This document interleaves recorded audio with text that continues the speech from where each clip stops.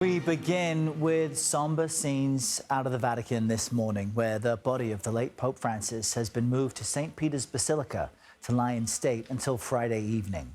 The Basilica will be kept open until midnight local time today and tomorrow to allow the public to pay their respects ahead of his funeral on Saturday. CBS News papal contributor Delia Gallagher joins us now from Rome with more on all of this. Delia, great to see you once again. For the public at the Vatican paying their respects to Pope Francis, I guess this is the moment that really his passing becomes real. What is the mood like there today? That's absolutely right, Errol. I mean, that is the whole point of this, which is essentially a wake, right? And you have a chance to see the body, to sort of process the loss. And this is important in the Catholic Church to give especially the faithful their time to come in and see the Pope and pray, if possible, in front of him. Now, the fact is that we have several thousand. I don't have an exact count for you because they're still coming, but the line is snaking all the way around St. Peter's Square and then gets up and inside the Basilica. And they don't really have a lot of time, Errol, generally.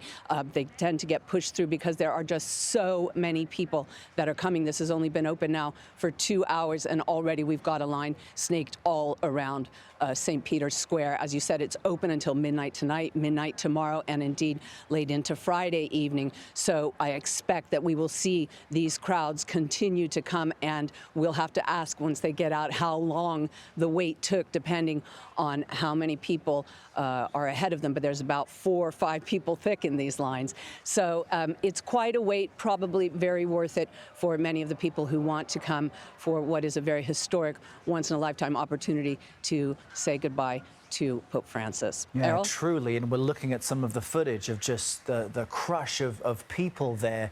Yesterday, you detailed the security posture increasing with so many heads of state on the way. What can we expect to see ahead of the Saturday funeral? Well, that is really also noticeable. You see, you have the two things, Errol. I mean, you have this preparation for this massive event where, 170 delegations, I think, are coming, obviously, with their own private security. The security systems have already begun to be put in place here. There's going to be a no-fly zone over the Basilica and the area. There is going to be snipers on the roof and so on.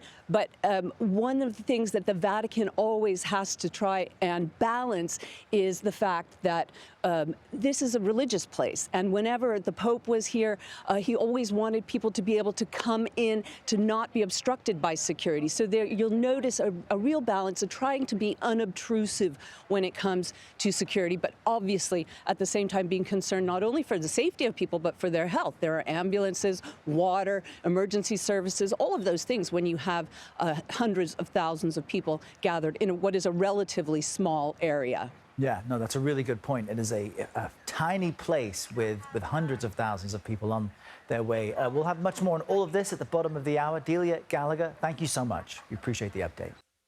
And we will bring you the funeral of Pope Francis on Saturday in a CBS News special report.